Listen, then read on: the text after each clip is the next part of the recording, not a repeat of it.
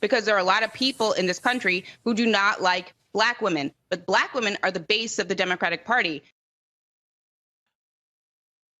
But Black power starts with Black women. It just does.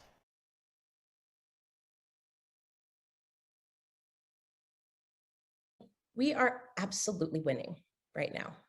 Absolutely. We have done more than change the conversation. We changed the balance of power in the federal government.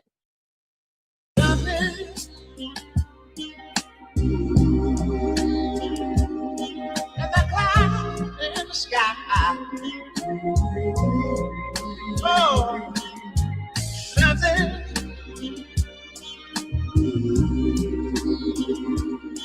Do you feel the passion?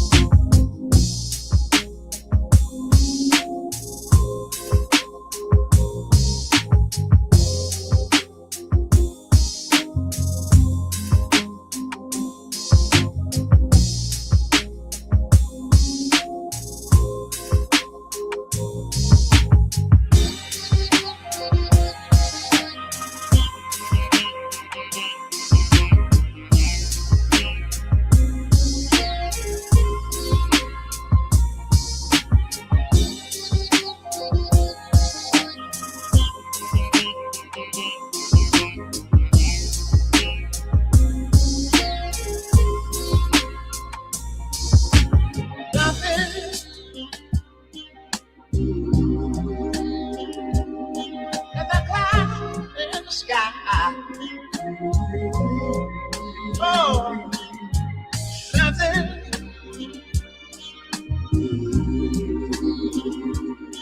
Do you feel the passion?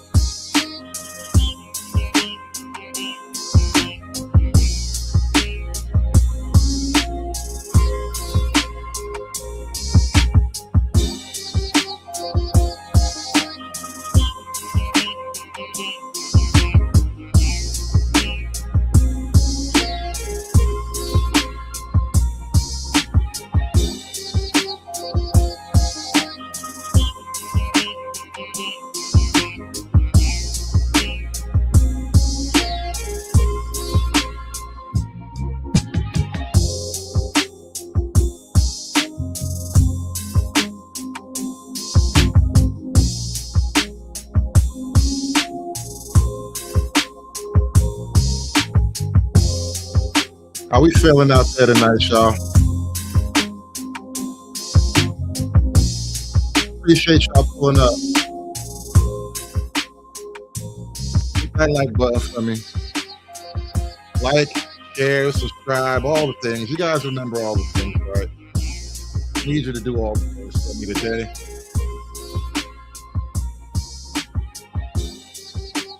A couple of days ago, I mentioned an idea I wanted to talk about, a concept that was on my mind, a problem perhaps that was brewing. You know, I think about things too much. I see things maybe other people don't always see. You know, I see Black people, you know, things like that, right? And I was talking about this idea that the Black community, Black culture, Blackness, all these Black things that America has come to know recently, starting to go out of style. All right.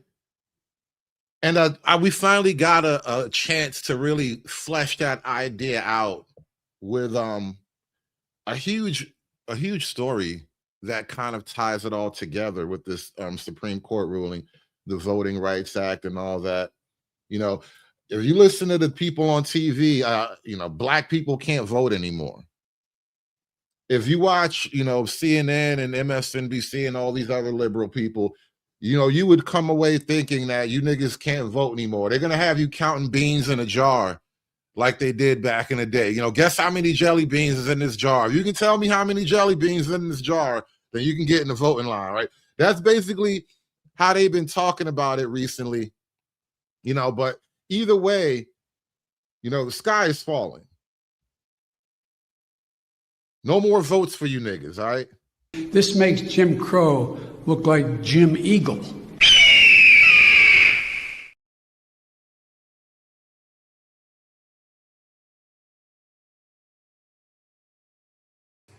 Progressivism seeks to replace the basic premises of the Declaration of Independence, and hence our form of government.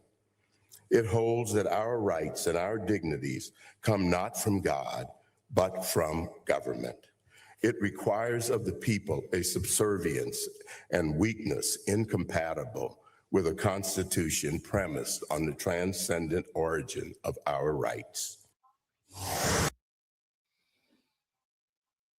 That was Clarence Thomas recently speaking about how horrible, how fake and gay all the progressives are, and how they're a threat to everything that we love and hold dear. You know, as a Black man on the Supreme Court, he is uniquely one of the most hated figures on the court right now, because him being all Black and shit, you see how dark-skinned he is, right? He ain't even light-skinned or nothing. He's like Alabama Black, you know? And he is not a liberal who's out there trying to, you know, shuck and jive, fight for his rights and all of that shit. He's actually a very old school, hardcore constitutional scholar, right? He doesn't really give a shit about your Blackness and all of these things, right? He's just looking at the law and the history of American jurisprudence, and he's making his decisions as best he can within those narrow parameters, right? This is why he's loved by the allegedly racist right wing.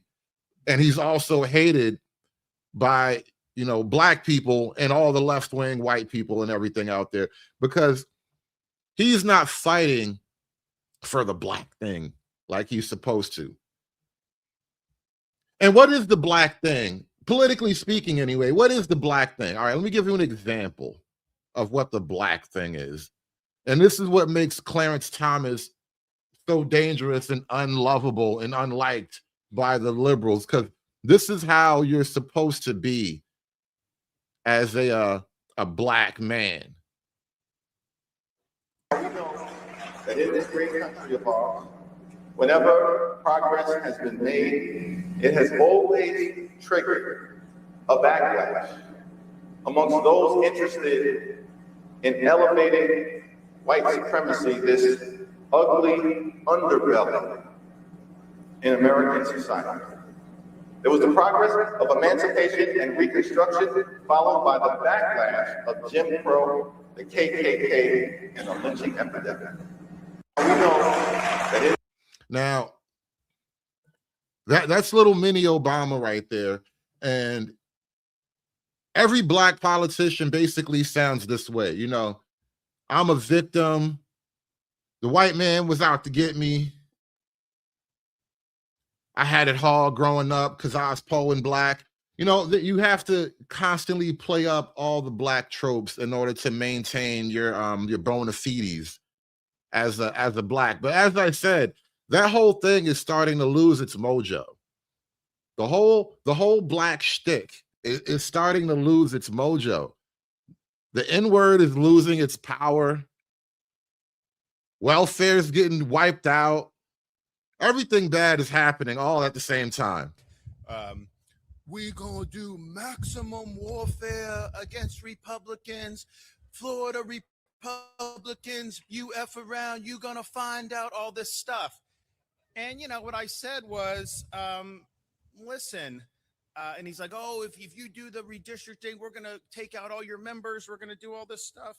And what I Did the governor of Florida, just do a black scent? Well, he was just mocking Hakeem Jeffries. White people in political office are doing black scents. I'm telling you, it's only going to get downhill from here. Today it's a black scent. Tomorrow it's blackface. We gonna do maximum warfare against Republicans. Florida Republicans, you F around, you gonna find out all this stuff. All this stuff. And I'm not the only one who notices the trends on the horizon. You know, it's like I'm watching the water pull away from the beach, and everybody's just chilling, enjoying the ocean. And I'm like, there's something really funny about the water. I'm not the only one who can tell, though. There's a tidal wave coming. There is something so insidious happening right now to the Black community, and most white people literally have no idea it's even happening. The Black community is under attack right now at a level we haven't seen probably since the Civil Rights era. You know, with the Supreme Court gutting the Voting Rights Act earlier today, you've got the purge of Black federal workers, attacks on nonprofit funding with the whole DEI boogeyman. You've got attacks on the social safety net. Overt racism is on the rise across the board. And they're tired, y'all. They are exhausted by this onslaught. And it's self-proclaimed white Christians leading the charge against them on all of these fronts. So if you are a white Christian and you are not deceived by Trump, we need to rally together around our Black brothers and sisters right now. We need to form a wall around them, and we need to say no more. No more, because this isn't right. Now you want to build a wall, huh? You don't want to build a wall. You didn't want to build a wall at the Mexican border, but you want to build a wall around your Negroes. That's very odd. You're very protective of your Blacks all of a sudden. Now you want to put your Blacks behind a wall. Why? Why a wall for the Blacks? What's up with that? You didn't want to build a wall around anything else, but all of a sudden I need to build a wall around these Blacks. I don't want nothing getting in or out without my permission. Around our Black brothers and sisters on all of these fronts. So if you are a white Christian and you are not deceived by Trump, we need to rally together around our Black brothers and sisters right now. We need to form a wall around them, and we need to say no more. No more, because this isn't right, and we cannot stand by and do nothing as they are getting absolutely pummeled like Reconstruction just ended or something. You heard him. Like Reconstruction just ended. It's like 1909. It's like Rosewood or something out here. This makes Jim Crow look like Jim Eagle.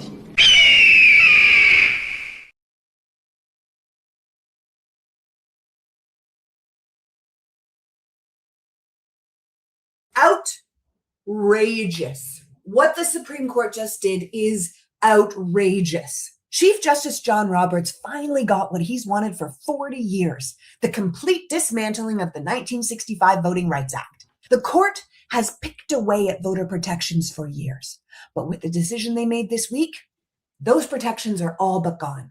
To give you some background, the Voting Rights Act was created to dismantle the super racist Jim Crow era voter suppression tactics that were being used to disenfranchise minority voters, but particularly Black voters in the South. The Voting Rights Act tried to make all— Oh my God. Could you imagine? I would hate that, honestly. I would turn that around so hard. I would get fired. If I had to work with her and she started talking this I'm pro-Black shit to me, oh my God, I would get fired. I would wind up reported to HR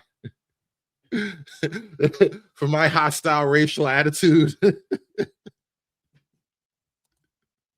those unnecessary hurdles that were thrown in front of those voters illegal. And over time, those protections expanded to include language minorities and native voters and voters with disabilities. But the Supreme Court just ruled on a case that centered on the last remaining provision from the Voting Rights Act, which made it illegal to discriminate voting laws or district maps based on race or color. The last nationwide protection against racial discrimination in voting. I mean, the court has already chipped away at the Voting Rights Act, making it easier for states and localities to use gerrymandering in clearly racial ways. But this decision could end up eliminating up to 19 Democrat districts. 19 majority minority. 19 black districts, 19 black and brown districts. Wow. Kind of a lot, actually. In clearly racial ways. But this decision could end up eliminating up to 19 Democrat districts. 19 majority minority districts, and that would significantly reduce minority representation in Congress, especially in the South. So if you think that America is a white country where white people should be making all the decisions, then you just got exactly what you want. And once again, black and minority voters will be deprived from having their voices heard. Unacceptable. So what do? We demand a national ban on gerrymandering for any reason. We demand fair and nonpartisan maps in every state. We need what happened in Texas and Florida and Oklahoma and yes, California and Virginia to be illegal. We need all of our maps to be drawn by impartial committees or honestly, a computer. Oh God, now they want AI controlled districts. You see how desperate they're getting? They really actually rely on the black voting base as a block. I don't think you understand the power that gives them, even especially on local levels. You got to understand how a local map gets drawn, because this isn't even just about federal elections. This was a state case that went federal because of the Supreme Court. If you look at district maps and they're like local areas for like your state, not even state, for like your city council, or then even when it gets to actually House of Representatives, actually, when it goes up to the federal level for the House of Representatives, like a Jasmine Crockett, her type of seat, they basically draw a map around the little racial bubbles. And the map doesn't look like, orderly like a checkerboard because, the black people live here and the white people live there and it's all nice and even. That's not how cities actually lay out. Sometimes there's little stretches and odd little hook tails and just cul-de-sacs and shit like that where people live. So the racial dynamics don't just chart out easily like, a grid. So what they wind up doing is drawing all these bizarre shapes going up and down different streets and over and under different hills and gullies and making sure they draw the map around the voters that they want to appeal to. And the way they did that was typically based on race. Now that whole thing is done. To be drawn, completely isolated from politics. Put our states on a freaking grid if you have to. No district should look like a child drew a duck in a car just to favor a certain party. And to be clear, this was all in a bill called the For the People's Act, or House Resolution 1 in 2021. A bill that was intended to expand voting rights, to reduce the influence of money in politics, and yes, to ban partisan gerrymandering. And all the Democrats voted yes for it, and all the Republicans voted no. That bill is already written, so bring it back. The House of Representatives is supposed to represent the people. This becomes less and less likely if politicians just get to pick and choose their voters. We had to write laws to stop politicians from disenfranchising Americans, and the Supreme Court just overturned the biggest protection we had. So I need you to call your member of Congress right now. I need you to tell them you are unhappy with this recent Supreme Court decision to gut the Voting Rights Act and that you support a national ban on gerrymandering. Because the people don't benefit when the people's voices are silenced. And even if you are the reddest of red Republican MAGAs, you are still the people. So don't disenfranchise yourself. Call Congress. We need to stop this now.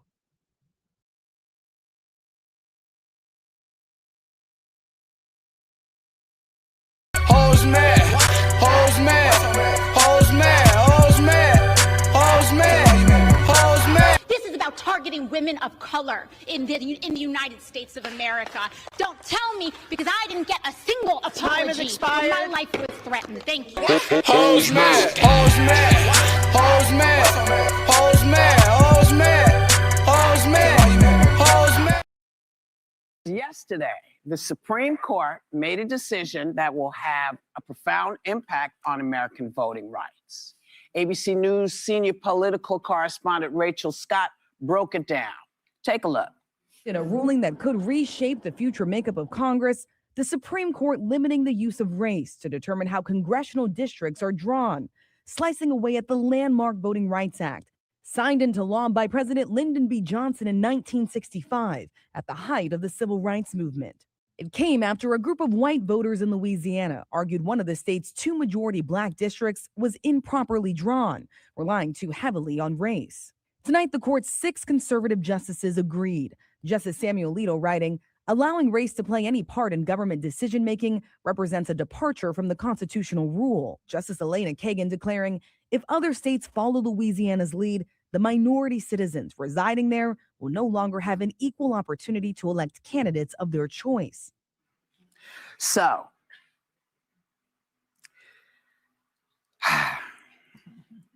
you know, this decision.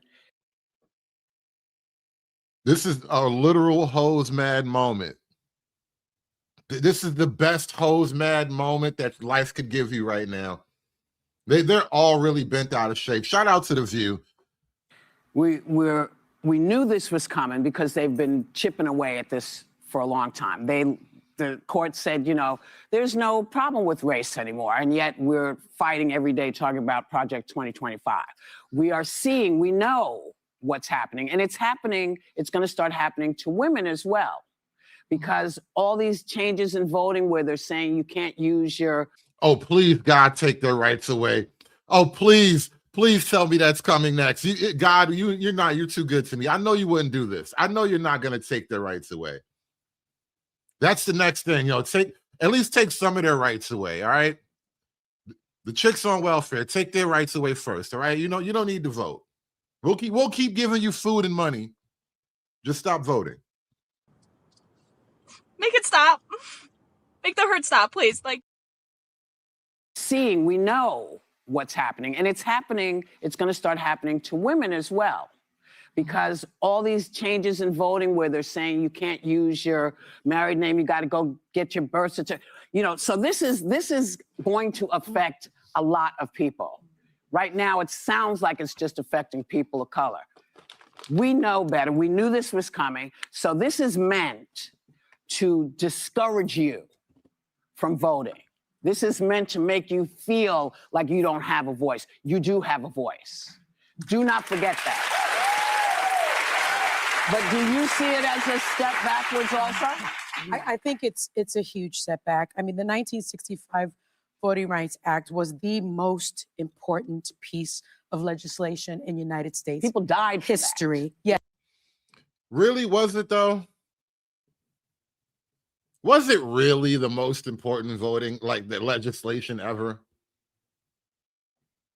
I don't know. I happen to think maybe the 13th, was it the 13th Amendment? Whatever that amendment was that got us off the farm. I think that was way more important than whatever they did in 1965. You boomer niggas really keep patting yourselves on the back way too hard about that shit. Actually, Justice Kagan, in her 48-page dissent, said that it was the most important piece because it was born of the literal blood of Union soldiers and civil rights marchers. Yeah. She wrote that. And it has been gutted. People are saying, well, it hasn't really been gutted. It has been. And that is because the majority opinion was written by Samuel Alito, the same judge that wrote the decision that took away a lot of women's rights. Mm-hmm. Shout out to the conservative court, just getting victory after victory. The women on The View are just literally afraid. They are scared to death. I don't want to play all of The View thing because you know how they're going to get with their copyrights and shit. 100 years of racist Jim Crow terror. How big is this moment? I think it's huge. I think it's devastating. It's the end of an era. This is the bill that John Lewis was beaten almost to death to get passed. This was the crowning achievement of the civil rights era, the crowning achievement of Dr. King's life work. It's part of why he was murdered. It brought America. You know, it's crazy. It really is erasing a piece of the boomer legacy. You know, the whole civil rights, Al Sharpton, Rainbow Coalition, National Action Network. This is the bill. I was just talking about this last week, where that whole era is kind of fading away. They're an aging group. That whole boomer political body, they're an aging group. And for one, a lot of the younger people are either disinterested or even further to the left in one way or another, which makes them a lot harder to manage and deal with politically. And so it's almost like the boomers have left nothing behind and nowhere to go for the youth going forward politically. It's just all like revolution nonstop until we all go off the cliff. That John Lewis was beaten almost to death to get passed. This was the crowning achievement of the civil rights era, the crowning achievement of Dr. King's life work. It's part of why he was murdered. It brought America out of this horrific past that we've been stuck in for 200 plus years of enslavement, 100 years of racist Jim Crow, terror, lynchings, no rights, no protection. This was the moment that we really became a democratic republic in the full sense of the word. Dr. King kind of becomes the final founder of this republic in that moment. To take that, ball it up, and throw it in the toilet, flush it, and have the president crowing about it is devastating because these states, I'm a Southerner, I grew up in Tennessee. Yep. These states still. You know, we gotta stop. A late final founder. Let me run that back. What did you say about Dr. Martin Luther King? Is devastating because these states, I'm a Southerner, I grew up in Tennessee. Yep. These states still the moment that we really became a democratic republic in the full sense of the word. Dr. King kind of becomes the final founder. Dr. King was now a final founder. You see how like the constant like glazing of the whole civil rights era is kind of now coming to an end. All this self-aggrandizement, what have you done with it, right? Because let's say Dr. King and all of his greatness was all that great. What has it really gotten? The whole, black effort. To this day, you guys, this whole political cadre, you are the ones telling everybody Black America is technically worse off now than we were even before then. So which one is it? Of this republic in that moment. To take that, ball it up, and throw it in the toilet, flush it, and have the president crowing about it is devastating because these states, I'm a Southerner, I grew up in Tennessee. Yep. These states still have that unfortunate legacy where everybody's not treated fairly, and everybody knows it. And yet now the Supreme Court says we're going to turn a blind eye to that, not just history of discrimination, but the present tense of it. Not good. And the implications, I mean, you're talking about something obviously existential in many ways. The implications practically, Congressman, are such that could actually affect the way these midterms go. Right. It's been quite a while where if you looked at any betting market or polls or whatever, when it comes to the House, never mind the Senate, but the House, Democrats had a huge advantage. That could shift, right? You're seeing this happening in state after state. And you had Marsha Blackburn today. She is now calling for the elimination of all Democratic seats in the state of Tennessee, your home state. Absolutely. Okay. As a result, just talk about the Voting Rights Act, going to make that entire state red with her proposal. Florida lawmakers today passed Governor DeSantis's push, which would attempt to give Republicans 4 more seats. Damn. Look how red them states about to get. You understand what they about to do to you niggas? They might start flogging niggas in the downtown public square again. That's how red these states are about to get. We about to make flogging great again. You ever see a nigga get flogged? There's gonna be car thieves and home invaders and shit strung up in the public square. These states have never been this red in your lifetimes. in Florida. That could mean the House. I mean, this could be game, set, match. Well, I think in the short term, there will be limit what states can do because voting has already begun in many places. Now, Florida, they're going to try to squeeze out 4 seats. Now, I think it's a big lift. Ask the guys in Texas. They think they're creating 5 additional Republican seats. They'll be lucky to win 3 of them. So that's a problem. You just pointed out Tennessee. Tennessee has one African-American majority district that's in Memphis, represented by a white congressman, Steve Cohen. Damn. Let me. Oh, I need to take a drink. I need to take a drink. Let me ponder that. They have one district. They have one black district represented by a guy named Cohen. It's amazing. So, yeah, this is a setback for the Voting Rights Act. By the way, I voted to reauthorize it in 2006. Right. That was the last time for 25 years, and obviously there have been these intervening court Yes. rulings. And here we are. By the way, it was an overwhelming vote. It was Republican Congress, Republican President George Bush. So we've come a long way. Well, it shows how things have changed. But I just think it's so important to recognize that, because when it was time, and you were a great hero in this, when it was time to reauthorize it, Congress looked at it and said, we think there's still problems here. We need to reauthorize it. And it was bipartisan, massive majority. George W. Bush signed it. So what you have is, in that short period of time, a decade or so, a different bunch of Republicans decided, we just don't care. We would rather win seats than to make sure we have a Democratic Republic that treats everybody fair. It is pretty incredible, though, and what you point.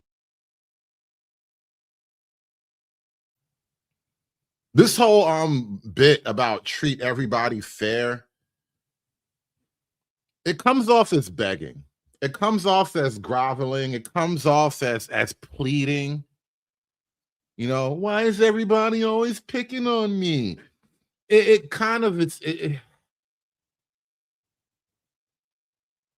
Black America the victim of adult bullying? Is that effectively what your political position is?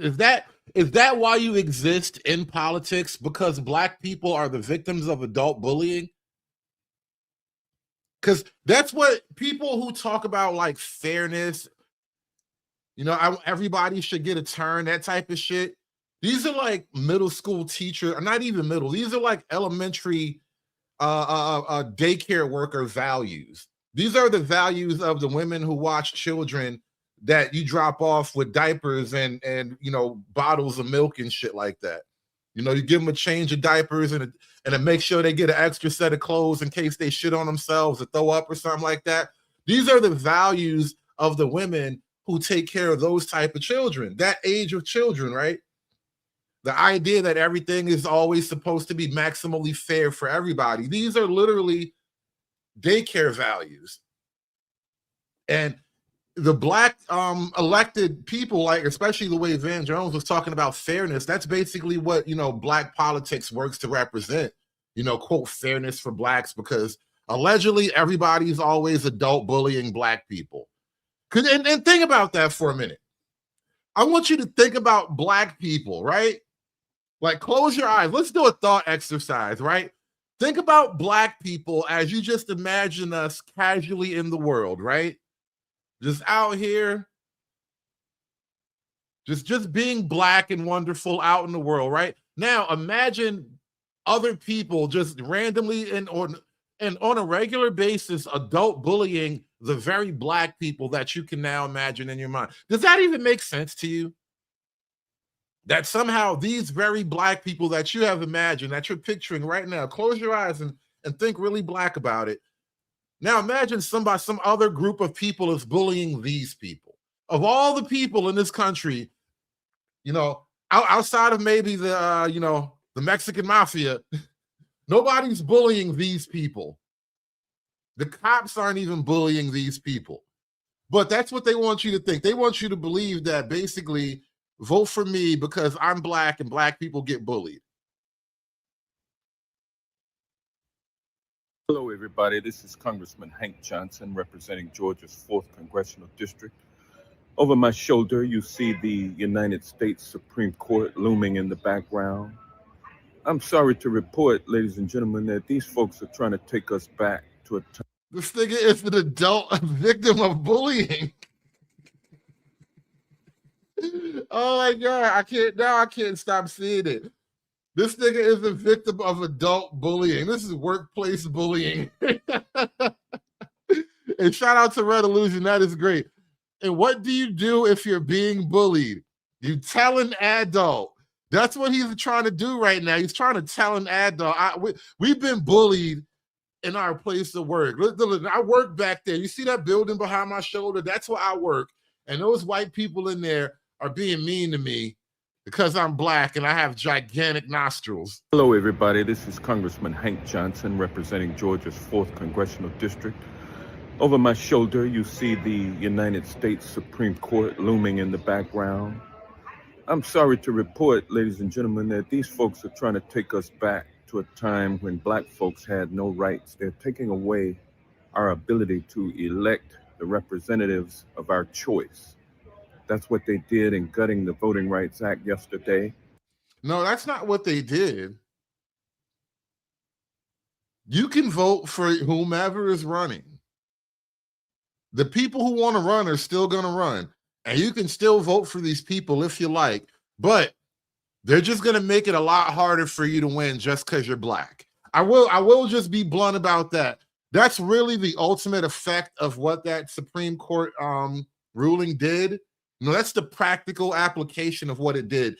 They made it harder to draw a line around the black districts and then find a suitable Negro to represent these Negroes, right?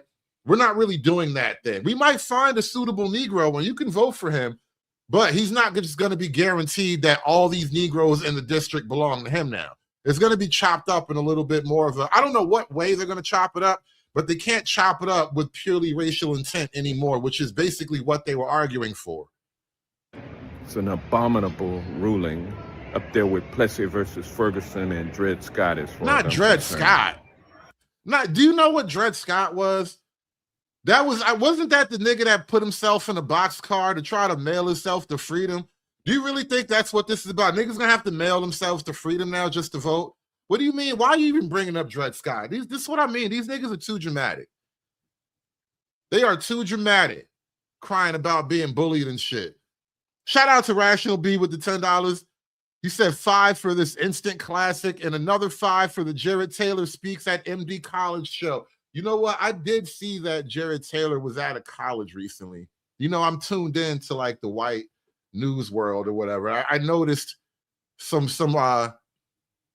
a disturbance in the white side of politics. They don't like Jared Taylor speaking publicly. So him talking at a college is a big thing. But shout out to Rational B with the $10, y'all. Smash that super chat button for me. And also, please support the show on Venmo at The Hood Conservative. Please, thank you for donating. Like, share, and subscribe. And be like Rational B. Smash that super chat button just for me, y'all. Hulk! Smash!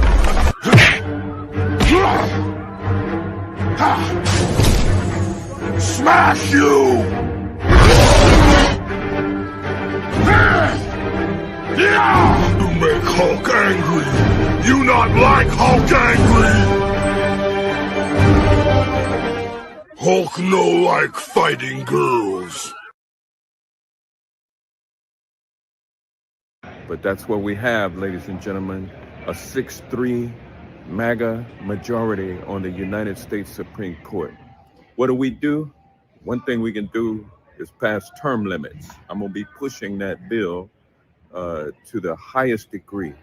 Now they want to rig the Supreme Court, because the Supreme Court was the very last check on you niggas literally running amok. And what made it even dope is they had an actual based black man who has become like the unsung champion of stopping you niggas from running amok with your rights and your liberties and shit. And we also need to pass the John Lewis Voting Rights Advancement Act. Thank you. Have a great day. Hello, everybody. This is Congressman Hank Johnson representing Georgia's 4th Congressional. What do you say to a room full of lawyers and advocates who are going to have to figure out what comes next? Okay, being very candid. Please. Shit, this was supposed to happen in June. That honestly is the first thing I said when I found out. They got Kamala What do out you here say cursing to a room off. full of lawyers Are and you running for advocates governor? who Why are is going the to have to Democrats figure all out of a what sudden comes using all this next? dirty language? Okay, being very candid. Please. Shit, this was supposed to happen in June. Supreme Court just issued a ruling on a potentially groundbreaking redistricting case that could impact, for many years to come, the power of minority voters in this country. It focuses on the constitutionality of Louisiana's congressional map and how it was redrawn. The justices determined if Louisiana lawmakers properly balance constitutional and Voting Rights Act protections. I want to get straight to CBS News chief legal correspondent Jan Crawford, who has been reading through the opinion. Jan?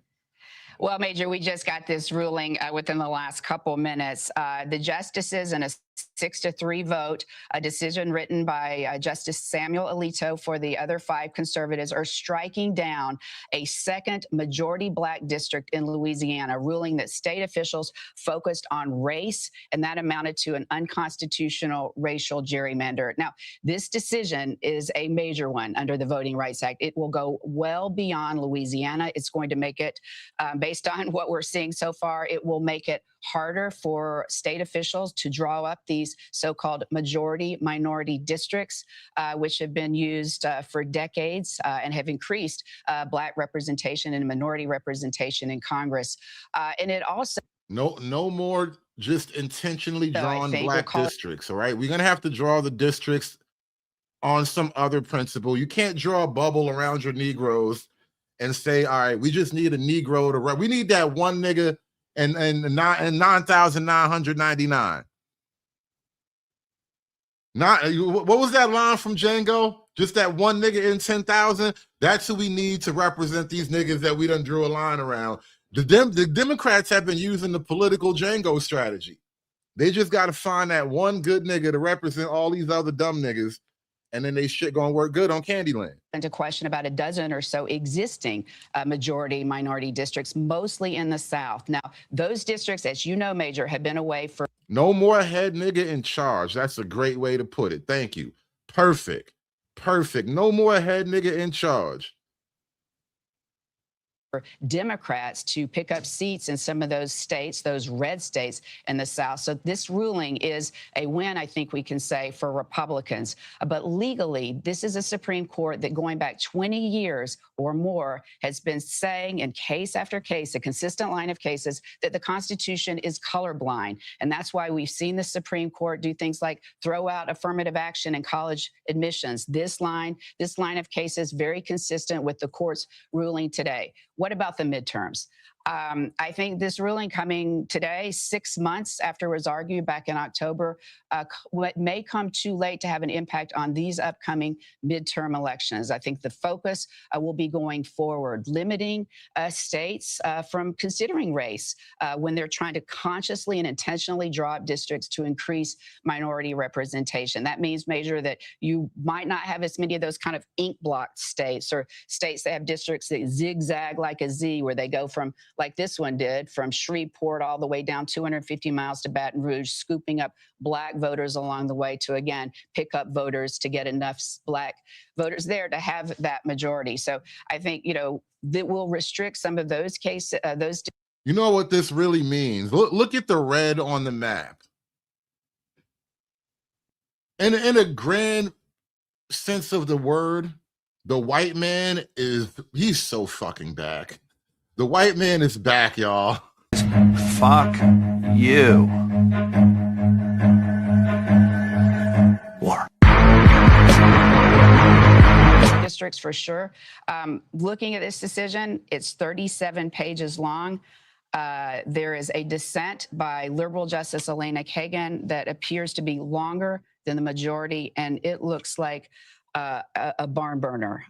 She is saying that today's ruling will is gutting the Voting Rights Act and will call into peril some of the accomplishments that we've seen over that historic 1960 1965 law that really dismantled Jim Crow and systemic barriers to voting for Black people in the South. Of course, the Supreme Court today, as they have in recent decisions on voting rights, is saying the country has moved past that. It's time to stop intentionally focusing on race. Right. We're going to stop pretending that people are bullying Black people. All right. That's all they're really going to do. We're going to stop pretending that you're getting adult bullied. All right. Nobody's bullying you. Just vote for the people that are running and stop crying about your Blackness. And as Chief Justice John Roberts said in a case back in 2007, the way to end discrimination, race discrimination based on race, is to stop discriminating based on race. And this Supreme Court, with those 6 conservative justices, believes that racial preferences, whether it's in affirmative action, whether it's in redistricting, that can amount to unconstitutional race discrimination, Major.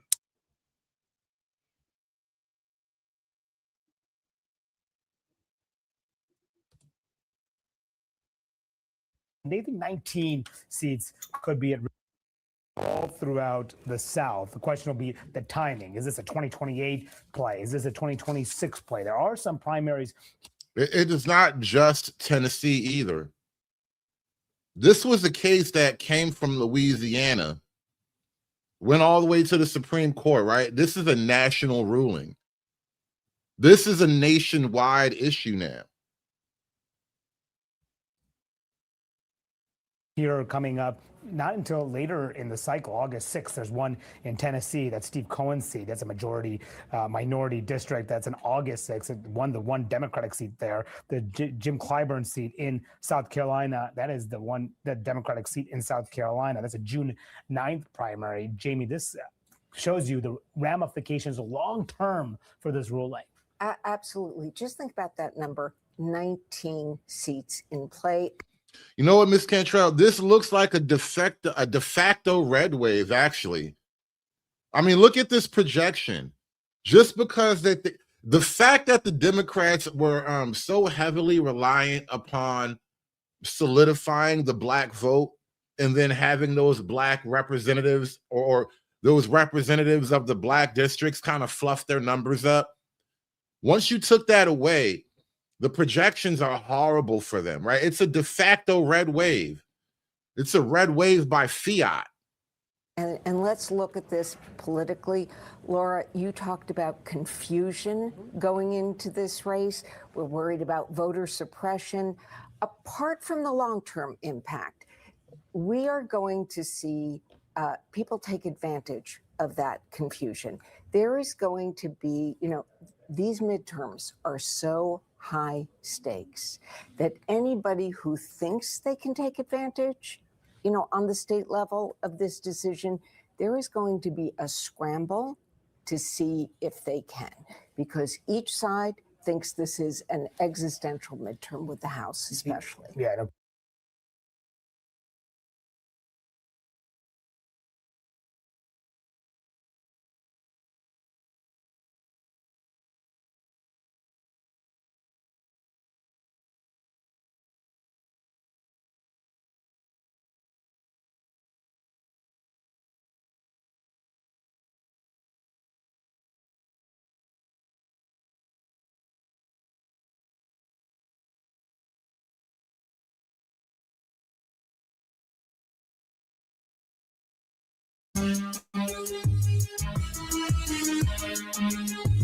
The Isaiah Factor Uncensored start.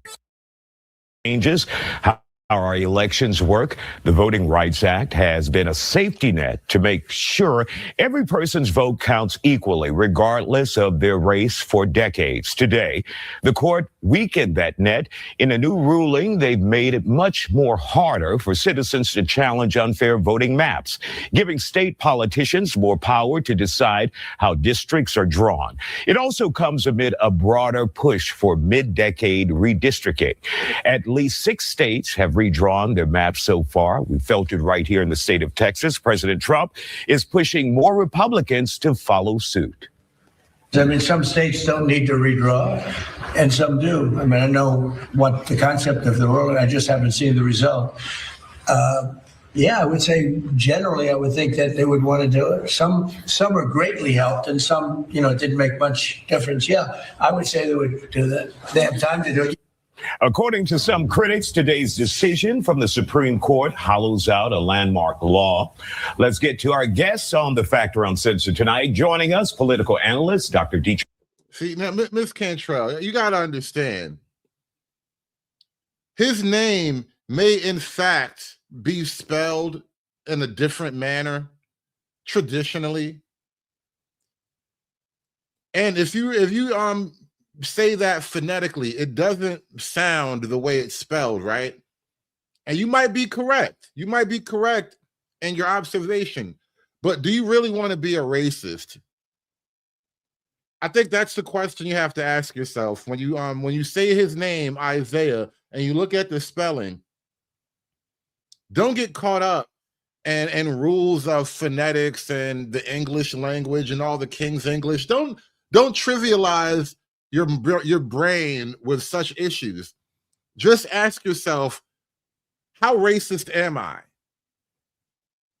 That's all you really need to do when you look at his name. I mean, I understand your issue with it. I do, but I'm just here to help. I am really just here to help. Von Bietenfeld, University of Houston downtown professor Dr. David Branham, and Texas State Representative Jolanda Jones, and Ron Reynolds, both state representatives, and Angela Botts, conservative. Glad to have you all on the Factor Uncensored. Are you cheering this, Angela? What? Well, I will say this. This did not kill the Voting Rights Act. It's basically the Democrats are out there having an absolute cow right now because taking away race-based preferences in districting, I guess, is racist. This is, we're in a far different time than we were in 1865, in 1965, and perhaps Democrats should come up with some policies that people want to vote for. Because I'll tell you what, I lived in LA for a long time. My vote didn't mean jack, okay? But I still went out and voted. So unless someone is physically sitting on you, you have the right to go vote. And I suggest everybody exercise that right. Dr. Brett. And that is a reality. When you go over to when you live in let's say in a major urban area, you can be as Republican as you want, but you showing up to the polls means nothing.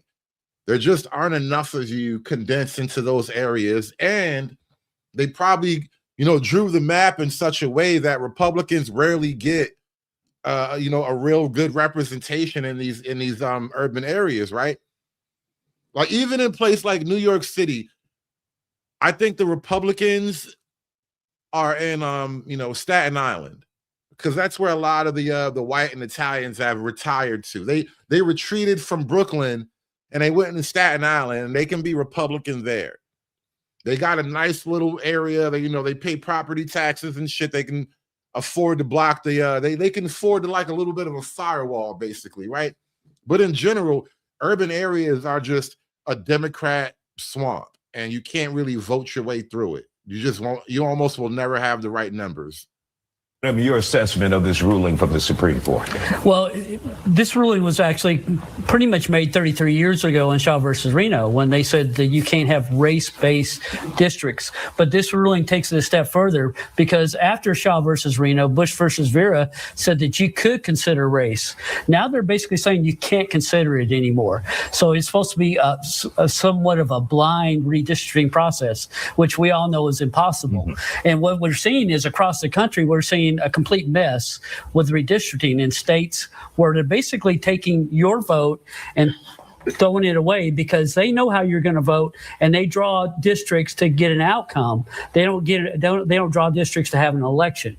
And that's the problem that I really have with this. And I think the Supreme Court has got a problem with the Constitution not really clarifying on this, what they can do. And I think it's time for a constitutional amendment to get rid of this gerrymandering altogether and let people have their vote back. All right, Dr. Man, what's your name? This really is a black show. Dr. What's your name, Is? Constitutional amendment to get rid of this gerrymandering altogether and let people have their vote back. All right, Dr. Man, what's your name? this is going to be a rare occasion. I guess we were situated appropriately. I lean a little bit more towards Angela's point of view, which is that I can almost tell by the way he started talking. This nigga is a Republican. I could literally hear the Republican in his voice, y'all. That's why he started messing with him. That's why the really black nigga over here was teasing him. Isaiah over there. He like, what's your name, man? Because this is a light-skinned Republican nigga. this is going to be a rare occasion. I guess we were situated appropriately. I lean a little bit more towards Angela's point of view, which is that the court has been moving this direction for quite a while, and I don't exactly agree with Dr. Brandon because I think race is still something that we can consider, but in a very minuscule context. The court has been abrogating their duty and sending everything back to Article 1, saying basically, if it's political gerrymandering, we don't have to like it, but we're not going to touch it. They did that in 2017 with Rucho. They've continuously backed off from the idea, as we've allegedly, at least chronologically, evolved from 1865, and they say we don't need to really get into this idea of an ethnic a differentiation of votes. And so the court has really said this is a political problem. The challenge becomes if you ask people to voice their opinion at the polls to change these things, but you've concurrently removed their representation, I don't know how you ever actually get to a solution because the majority will continue to trample on the minority right. And Representative Jones, we've seen the decimation of minority districts here in Texas already. Your thoughts about where we're going with this ruling from the Supreme Court? So let me say this. I know exactly how anti-black the race. One of the problems I think I'm having with this whole minority district issue, maybe one of the reasons why the minority districts are poor and poorly run and overrun with crime is because the politics are the way they are, right? Maybe you need to shake up the box a little bit. Maybe it's really that, sometimes you just got to shake things up a little bit and see what falls out. Because you guys clearly aren't running your districts to your own satisfaction, Since redistricting was here in Texas, that's why Rev Reynolds and I jetted and ran and went to New York and Chicago and wherever else we went to try to stop this.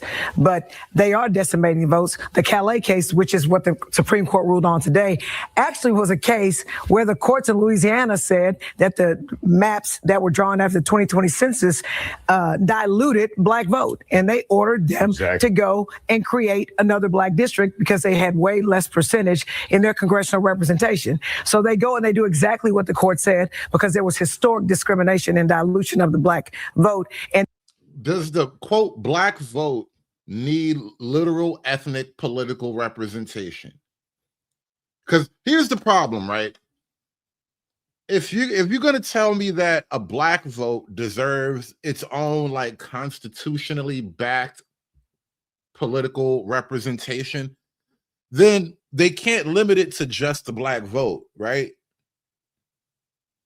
That means every other racially racial ethnic group would get their own vote, right?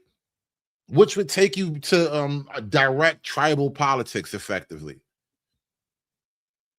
And I think it's probably a dangerous thing for the black vote to just constantly lock itself into blackness. I think you kind of start to get a little bit of a political myopia. You can only see things through this quote black lens now. And then they come back. And what the Supreme Court has done, and they did this in our case, the case where we challenged what they did with our redistricting, is the court has said that you can politically gerrymander, but you can't racistly gerrymander. Well, if they say the maps in 2020 were racist, how do you fix it without considering the black vote? And so you don't consider the black vote. That's literally what we're talking about. It's not the black vote. It's not the white vote. I mean, if you're going to say Democrats and Republicans and it just happens to wash out as black, fine, right? But then you know what this also starts to bring up? There is no problem with what a so-called disparate impact. That's the next thing that's going to get chipped away politically, right? Because if you're going to tell me that I can discriminate politically but not racially, when that political discrimination takes on a racial outcome, you can't touch it. You can't touch it. because now one law is going to clash against another. And I promise you, they're going to get rid of disparate impact because it's dumb. Disparate impact is a dumb legal concept on its face. Listen, sometimes people have disparate behavior, which leads to disparate impact because you're going to get processed by the law disparately, you know? The Supreme Court came down 6-3, Republican versus Democrat, and they're just rubber stamping Trump's anti-blackness, and it's bothersome because what they're going to do is crack us and pack us into districts, and they're going to dilute. So they're going to come and they're going to divide up Houston, they're going to come and they're going to divide up Dallas, and they're going to make sure black vote doesn't cost as much. And the people that are going to be on the chopping block this legislative session are us, black state representatives. What you think? And you know what? Democrats can no longer be handcuffed by the black vote either. It goes both ways, right? The black vote is losing its political cohesion, quite literally. They're probably going to chop these districts up in a way that makes them less overtly black. And then at the same time, the Democrats are literally like, you know what? I finally can stop appeasing you niggas. That's really, and I think that the shrewd political players are going to move in that direction. When you're really like politically astute and you have your thumb on the vein of the people, you understand these niggas don't matter anymore. That's really what's becoming a reality. These niggas are mattering less and less now going forward.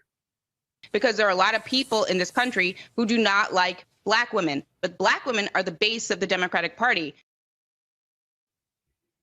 Yeah, he does look afraid of her big self. Look at the body language between him and her right now. Look, the way this shit going, I bet you this nigga in the brown suit gonna become a Republican in a few years. The only remaining Democrats are gonna be big, beastie, bald-headed black women. Well, there you go. What do you think? Isaiah, this is a very dark day. I believe that John Lewis and other freedom fighters who made good trouble to pass the Voting Rights Act, they risk their lives to pass and end Jim Crow in this country. They're turning over their graves because what the Trump Supreme Court... Your legacy of the civil rights legacy is officially over.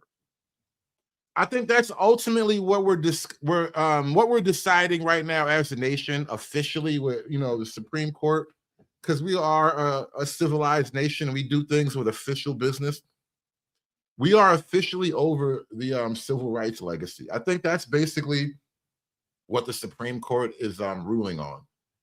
And it's not only legalistic, it's very symbolic and emotional too for these niggas. Did today was a slap in the face. They basically are diluting the ability for Black and brown communities to elect their representatives. And I wouldn't be the first African-American representative in Fort Bend County since Reconstruction if it wasn't for the passage of the Voting Rights Act. The Congressional Black Caucus is going to be decimated. This is going to have far-reaching impact that goes... Damn, no more Congressional Black Caucus. Is this going to be a handful of niggas? Are we going to go back to 13% of the House? Is that what it's going to be? Maybe Black America needs to, because think about it. And I'm throwing this number out there. You can correct me, but I bet you Black folk being 13% of the country, we got like 20% of the representation. Maybe we need to trim these numbers back. You niggas been wearing shoes that were too big for you. And now we're going to get back to 13% of the representation. Beyond Congress, it's going to go to state rep, state senate, county commissioner, city council seats. This is a... Oh, you know what? That's a great point, too. You know what, Jesse? Thank you for reminding me. This is really why I have no sympathy for none of these Black politicians, right? The Congressional Black Caucus, every one of you niggas, except for the Republicans who don't really caucus with the Blacks anyway. The Black Republicans aren't really friendly with the Blacks like that for the most part, as it should be. But all of you Black elected officials who got, voted in because you're blackety black, I'm Black, y'all. I'm blacker than black. I'm Black, y'all. Vote for me. All you niggas like that, they all are working really hard to get Latino immigration solidified in this country. They're working against their own black people. That's the ultimate joke, though. This is why I have no sympathy for none of these black politicians, because you betrayed your black vote. And even though from an objective standpoint, I might take constitutional issue with the very idea of the black voting block and all that, like I got no problem with the Supreme Court ruling. Your job, you had one job. You niggas had one job, which was to represent black people. And now you're all learning how to speak Spanish and eat rice and beans and shit. This is turning back the clock to Jim Crow in this country. And Dr. Branham, really quick, what will Texas look like in the future if this holds? Well, you see that Texas has a lot more white Republicans that are going to get elected. Now, I think that they've diluted their districts quite a bit. And the white man is back. A lot more white Republicans are going to get elected. Hell, this keeps up. A lot more white babies are going to get born. You know, white women like a man with some power in the office and shit. More white babies are coming. Holds. Well, you see that Texas has a lot more white Republicans that are going to get elected. Now, I think that they've diluted their districts quite a bit, and the Republicans are vulnerable right now in this next election because things aren't going well for them. But the other thing that I would like to point out is that you don't have to have an African-American majority district to elect an African-American. Congressional District 18 is not African-American majority district, but many African-Americans get elected in those types of districts. So I don't think that the dilution. You niggas just gonna have to compete. Is it really that hard? You niggas just gonna have to compete, all right? You know what you're gonna have to do? Build a better Negro. Yeah. All right, the game is getting tougher, the competition is getting wider, and you're gonna have to build a better Negro for the world coming. All right, we don't need any more of you 1965, I got beat up by the white man long time ago ass niggas. We need modern niggas for modern problems, all right? Build a better Negro. So the moment you came in, I was in meetings, my phone's blowing up. Did you see what President Obama just tweeted? I'm like, what did he just tweet? So just so you know, I haven't even looked into this. So we're both going green into this. And I'm curious to know what you're going to say about this. So President Obama tweeted this 2 hours and 14 minutes before you and I started the podcast. Today's Supreme Court decision effectively guts a key pillar of the voting rights. Hey, Red. I don't like how you said build black better. I'm reading it in my mind, and I feel like you said black really hard, but that's basically what it is, right? You have to build a better black. It's like the white men are challenging you.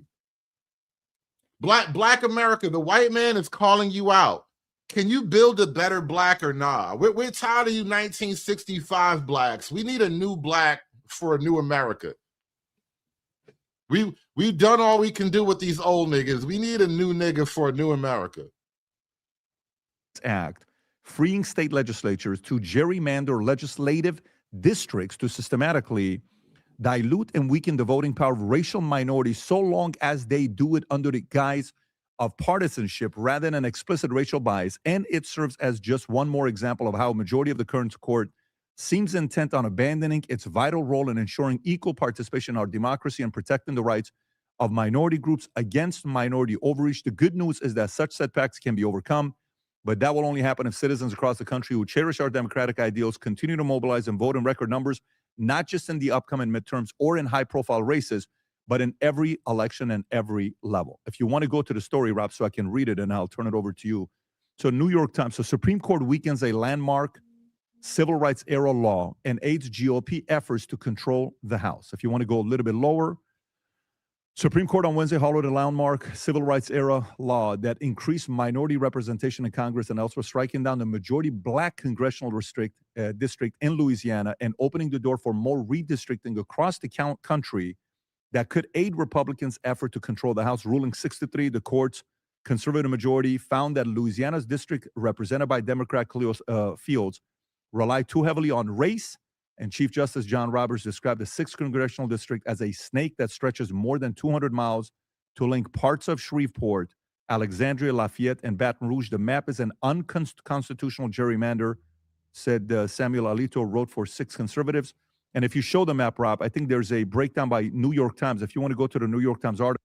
You know what this ruling also kind of what it says without saying is that for the longest time now, the Democrat hold on the black vote has effectively been unconstitutional. All right? All you black blue niggas are unconstitutional. All you vote blue no matter who niggas, unconstitutional. All you voter die Diddy oil niggas, unconstitutional. Always have been, always will be. That if Connor hasn't sent it to you yet, New York Times, what should you put in it? I think the main, while I'm talking to the governor, he sent it to me. It's a New York Times story. I don't know if you have it or not. So is that the one? Okay. While you're doing this, what are your thoughts about this, the story and what Barack Obama just said? So I think what President Obama said is absolutely correct, where it feels very odd that you can say that we are okay with partisan gerrymandering, but no other forms, especially when you consider the fact that over 92% of this country has congressional maps that are not competitive. This country is so gerrymandered. And it's actually embarrassing in the way that it's been gerrymandered. I have long believed that we need national redistricting reform, because this is not okay where we continue to have politicians that are picking their voters instead of voters picking their politicians. We need to have national gerrymandering reform. Now, I'm going to say something. Westmore isn't horrible as, black Democrat representatives go. Well, he's a governor, but still, like, the image is what I'm really speaking to, right? He's likable. He has good qualities. Now, his politics, who knows? He's a Democrat, so he's probably gay. But this is kind of like a starting base for like what I was joking about earlier, build a better Negro. You're probably going to have to start with him. I also know that what's happening right now and what we are continuing to see and why this is such a heated issue for a lot of people is you think about what's happening right now in just the past year, where these decisions that are being made by the Trump-Vance administration on going after these basic democratic frameworks, right? The idea that we should nationalize elections, even though we know that's unconstitutional. Like part of the beauty of the Constitution is there are state rights. We are in control of our elections. Mm-hmm. So we should not be nationalizing elections. The idea that somehow we should get rid of mail-in balloting, which actually we sued Maryland. I sued the Trump administration on this, and we're going to win in court on this because the president and the federal government does not have the authority to do that. That when the president's talking about things like, well, we should take control of the ballot boxes and we need your voter rolls. Again, unconstitutional. The fact that the president is calling up Florida and Texas and Missouri and North Carolina and saying, you all should do mid-decade redistricting. By the way, everyone else, you can't, but you all should do it. This is blatant, what is happening right now. And what's happening right now is this is an assault on the basic democratic framework and the basic democratic values. What are the democratic values? That's actually the problem. And even going deeper, let's move that. Let's move that aside. What are black values, politically speaking? This is why the whole black ethnic bloc problem, the whole black ethnic bloc is a problem, because ultimately, beyond just everybody being black, there isn't really a coherent value set that they're actually working toward or working for. And then ironically, while politically they're trying to keep a stranglehold on the black vote, President Trump is gaining ground with black voters. It's fucking crazy. Everything is up in the air today. President Trump celebrated after the Supreme Court's decision. Here's that moment.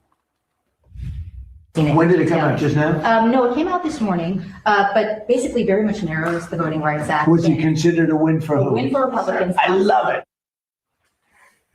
CNN's chief data analyst, Harry Enton, running the numbers on this one. Harry, let's kind of baseline it for everyone right now. How is the president doing right now with African-American voters, with black voters now versus this point in the first term? Yeah, I think what we're seeing right now in the numbers is President Trump and the Republican Party are chipping away at the long-term advantage that Democrats have had with black voters, with African Americans. You can see it right here. Look, Trump's approval among African Americans at this point in term one, he was at 12%. You know, he's been losing ground with a lot of people. He's gaining ground with African Americans. He's up to 16% at this point. And you say, this isn't that big of a shift. But I will tell you, Republicans absolutely love this shift that's going on because Democrats have had such a long-term advantage. The fact that he's actually gaining ground versus where he was in term number one, this has major implications for elections down the line because Democrats, especially in a lot of these tight races, you talk about places like Georgia, right down in the South, you see this type of movement for Trump actually gaining ground. This could have major ramifications and could help put Republicans over the top in a number of southern places in the midterm elections. But do you see this as part of a bigger trend? I see this as absolutely part of a bigger trend. Donald Trump's Republican Party is absolutely gaining ground, not just him gaining in terms of his approval rating, but look at the party ID margin, Kate, because this to me was absolutely stunning. Look at this party ID margin among African Americans. At this point in Trump term number one, Democrats had a 63-point advantage. That is absolutely fallen. Look at where it is now. A double-digit shift away. Democrats, of course, still have the advantage, but it's a 12-point shift to the Republican Party. And I look back through Gallup's records. They sent me their records. And this, in fact, lead that Democrats have is actually smaller than any lead from 2006 to 2021. So Democrats are leading. But again, we're talking about chipping away. Republicans are chipping away at this long-term advantage that Democrats have had among African Americans. We see it in terms of Trump's approval rating, and we even see it to a wider degree among the party ID margin, where all of a sudden there are a number of African Americans who are walking away from the Democratic Party and a number of them who are walking into the Republican tent. You know, the thing here, and Dylan James, you make a great point. He says he's so excited, like blacks make Republicans cool now. Actually, blacks only make Democrats cool. I don't know if the black vote will make Republicans cool in the same way, because you know what I think is going to happen? As the black vote becomes less important to the Democrat Party and the Democrat political interest, the media will stop glazing black people.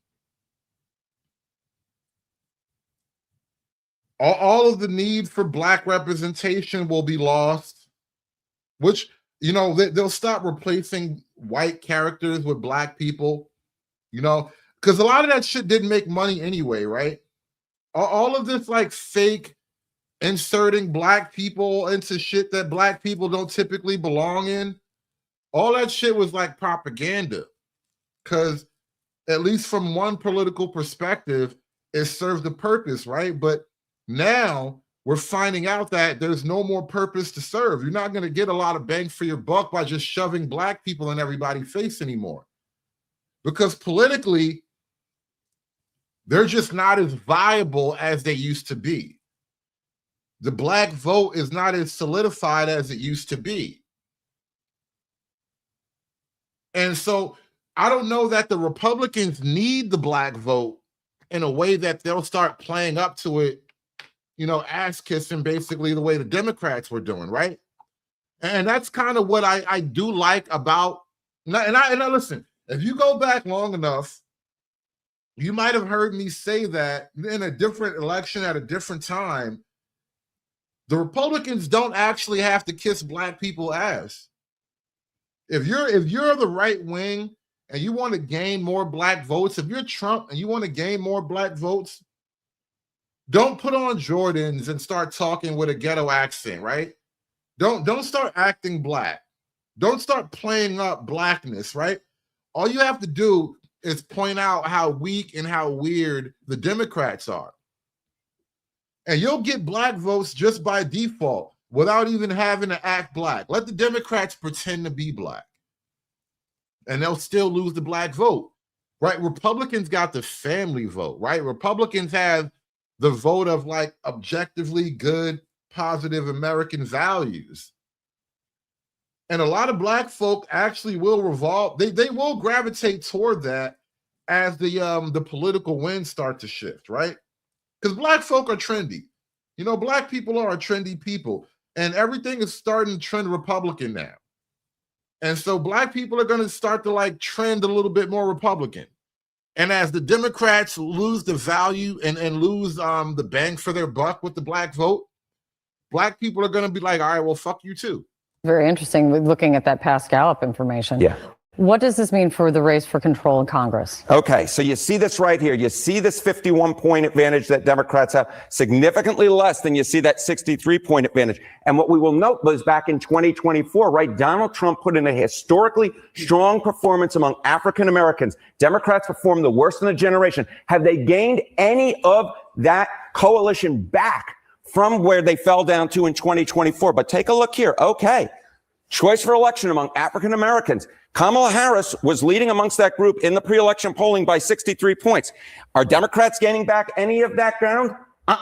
It's a 62-point advantage now. Republicans are holding on to the gains that they made among African Americans in 2024. Republicans are gaining among African Americans. They are chipping away at that long-term advantage. The Donald Trump-led Republican Party is making gains among African Americans that we simply put have not seen the Republican Party make in a generation. That's it. Right Illusion says this may actually be a major hit to rap. Rap was already falling off. Rap is already a dying breed. You know, years ago, Nas said hip hop is dead, and nobody believed him. But you know, sometimes it takes a while for a thing to die. You know, I know hunters have this problem. Sometimes you shoot a deer and it just wanders off into the forest, and it takes a couple of miles to track him before he dies. That's basically hip hop right now. Hip hop is a wounded deer wandering through the forest looking for a place to collapse and die out and bleed out. Good to see you here. Thanks so much for putting it together. 6 justices all but threw away the Voting Rights Act of 1965. Now, they left the words on the paper, but they erased the meaning. The way poll taxes and literacy tests and jelly bean counting tried to negate the 15th Amendment that gave Black people the right to vote. Why? Because voting is the single most important power in a democracy. Not just the act of going to the polls and filling in some bubbles. No, it's the ability to vote for your candidate of choice. Now, you are not entitled to vote for the winner, but gerrymandering districts can mean that your power is so watered down that you never even had a chance to choose who represents you or pretends to. Enter Louisiana. The court struck down its map today, saying that lawmakers illegally used race to draw a majority Black district. At the heart of the ruling was Section 2 of the Civil Rights Act that LBJ signed. And before I explain Section 2, why don't you listen to what LBJ said when he signed it into law? Not LBJ. Millions of Americans are denied the right to vote because of their color. Did we just break the LBJ 200-year curse ahead of schedule? Because, you know, LBJ was famously quoted as, you know, saying, we'll have these niggas voting Democrat for 200 years. Did we break the LBJ curse, y'all? This law will ensure them the right to vote. The wrong is one which no American in his heart can justify. Ensure them the right to vote. Section 2, it tried to prevent racial gerrymandering precisely because it diluted voting power. And that's now all but out the window. And already today, we saw Republican candidates across Alabama and Georgia and Mississippi and Tennessee and South Carolina and others all push for the maps to be redrawn to benefit their party. When did it come out? Just now? No, it came out this morning, but basically very much narrows the Voting Rights Act. Was it considered a win for who? A win for Republicans. I love it. Do you? Because I worked in the voting rights section of the Civil Rights Division. So I can tell you how instrumental Section 2 was to getting gerrymandered districts redrawn to be fair. or prevent the maps from even getting drawn in the first place. It was critical to ensuring that voting rights meant anything to minority voters. Now, it wasn't a cakewalk, but before today, you had a fighting chance to ensure that the blood, the sweat, the tears, and the indignities and the violence towards those who have the audacity to believe in equality didn't fight and legislate in vain. You know, going forward, Black America really is going to have to find something else to ground its identity around beyond just, everybody's always picking on me. That shit's going out of style now. You're losing your mojo. It understood that racism, it could be right in your face, but it could also be strategic and covert. So you could prove that a district was unconstitutionally gerrymandered, even if you couldn't show some smoking gun that said, you know why I'm drawing this crazy salamander or goofy shaped district? To make sure that Black and brown voters can't gain strength in numbers. Who's writing that? But the other side of that is that white voters should automatically gain strength in numbers too, right? This is why it's a dangerous game to play if you really want to run the logic out. Now, if you could show that the map had that effect without those words, the map could be redrawn. But now the Supreme Court says, yeah, you have to bring that smoking gun. It's not enough to show that Black voters were targeted or... You have to prove actual racism, which is often hard and difficult to prove because you niggas be lying. Now you have to prove racism. That Black voters feel the brunt of an illegal practice. No, now you got to eliminate the possibility, no matter how remote and in the category of pigs flying, that these Black voters were targeted because they were Black Democrats. You likely have to prove that race, not political party, explains the harmful effect. Welcome to the wink and the nod portion of what MLK and so many others fighting for civil rights had to contend with. It's also an extremely high bar that will likely be insurmountable in most cases to prove that. And the why the majority did this is something you ought to pay close attention to, because they said that there had been vast social change, that's the phrase, particularly in the South, that have made these considerations unnecessary. Are we back on the flawed theory that we live in a post-racial world?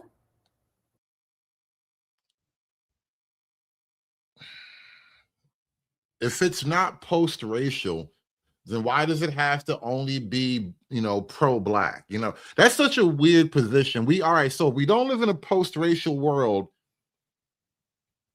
Does everybody get racial ethnic representation? If so, then, white folks should have automatically won, right? Because they got the biggest block. But then also we get back to another deeper problem. What are the values of the Black bloc?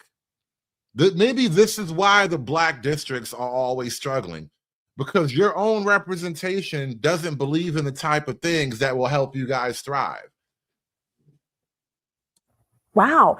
Tell that to my mother, who was 13 years old when the Voting Rights Act of 1965 was passed. Or tell it to my 13-year-old son, who just saw it become what Justice Elena Kagan called a dead letter. My first guest is a longtime champion of the Civil Rights Act and has not left the fight. Former Attorney General under President Obama, Eric Holder, joins me now. And I should note, I served as a career prosecutor during his tenure in the Civil Rights Division. Attorney General, thank you so much for being here. As you can imagine, this feels deeply personal to so many people and legally and analytically completely unhinged, frankly, to me. But I have to ask you what your takeaway is, because there are those who will look at this and say, see, gerrymandering is bad, even if it's meant to undo entrenched racial discrimination. What's your thought? Well, I got to tell you, I take this both personally and professionally. I was 13 years old when the 65 Voting Rights Act was passed. I was the attorney general who had to deal with that first attack on the Voting Rights Act, the Shelby County case that has, unfortunately, my name attached to it. And I've seen the dismemberment of the Voting Rights Act by the Roberts Court. And you have to ask yourself, why? John Roberts, when he was a young lawyer at the Justice Department, apparently was against the Voting Rights Act. And now that he is the Chief Justice of the United States, he has finally reached that dream of his to really come up with a way in which you get rid of the most important parts of the Voting Rights Act. So I feel as personally as well as professionally. And it's something that I think we have to fight. And we have to do all that we can to try to manage this crisis that we are presently in, but then come up with long-term solutions so that we put this country back on the right path. Are you persuaded by Justice Alito's statements that the country has seen vast social change, particularly in the South, as a reason, and what he wrote was, Black voters now participate in elections at similar rates as the rest of the country? Is that persuasive enough to gut Section 2? No. I mean, the reason that Black people participate at essentially the same rate, to the extent that that's true, is because of the protections that you saw in the Voting Rights Act of 1965. Before that act was passed, you did not see significant Black voter participation. It was difficult to register. It was difficult to vote. 65 Voting Rights Act goes into effect. You see a stark number of people greater. In 2020, whatever, you can like register to vote without ever looking a white person in the eye. That's kind of why things really are different today than it was. Not only technology, but just like the practical living situation in America. I mean, you go downtown to your local voting office, you're probably going to get handed paperwork by some Latino woman. If you wait to speak to an actual representative, it'll be like an Indian guy. Like, you never have to talk to a white person in a lot of these cases now. Number of people who register, who vote, who ultimately get elected. So, you know, and this notion that somehow or another, just because the nation has changed, and it has changed, we have to acknowledge that, because if we don't, we do a grave disservice to those who sacrificed to give me opportunities that they did not have. But the nation is not yet at the place where it should be. I don't know what you mean by where it should be. And I think, you know, I'm probably going to wrap on this point right here. Now that Black folk are losing their voting rights, I got to ask a question, you know. Has Black America wasted its voting rights? You know, no, it's a fair question. You know, I do the same thing with women. You know, look what women have done with their vote. What have women voted for? Abortion and welfare. What have Black people voted for? Abortion and welfare. I'm just saying, if these are your values, maybe more serious people ought not respect your values. If your values have brought you to this point, of what value are your values? You know, I think it's a thought worth considering. I really do. I think it's something to think about. If your values have gotten you to this point, what are your values really worth? But anyway, I'm going to wrap it up right here. Shout out to the Supreme Court. Shout out to you niggas losing your voting rights. You earned it. I'm telling you, man, this the reason why I be hating niggas, man. I'm telling you, man. It just be us. I be hating niggas, man. This makes Jim Crow look like Jim Eagle. It's done. It's done. It's done. It's done.